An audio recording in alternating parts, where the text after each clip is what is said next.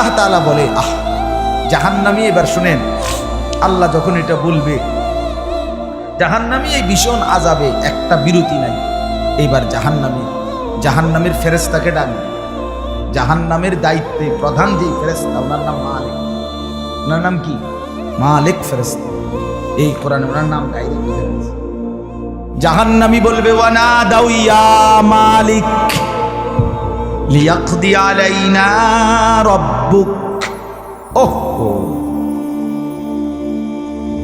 আল্লাহ বলে জাহান্নামীরা জাহান্নামের ফেরেশতা মালিককে ডাক দিবে, ইয়া মালিক, হে মালিক শোনো না, ফেরেশতা একটু শোনো না। লিয়াকদি আলাইনা রাব্বুক, ফেরেশতাকে বলবে, ফেরেশতা তোমার রব, তোমার আল্লাহকে একটু বলো না এমন কষ্টের আযাব না দিয়ে আমারে চিরতরে একবারে শেষ করে দিতে, আমি যে আর পারছি না। লিয়াকদি আলাইনা রাব্বুক, বলো না ফেরেশতা, তোমার মাওলাকে বলো না, তোমার রবকে বলো না আমারে একদম শেষ করে দিতে, আমারে মৃত্যু দিয়ে দিতে, আমি যে আর পারছি না।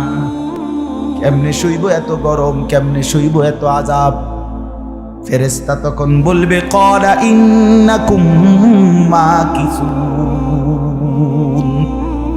ফেরেশতা বলবে, না নাফরমান পাপী, এই জাহান্নামী তোকে অপেক্ষা করতে হবে,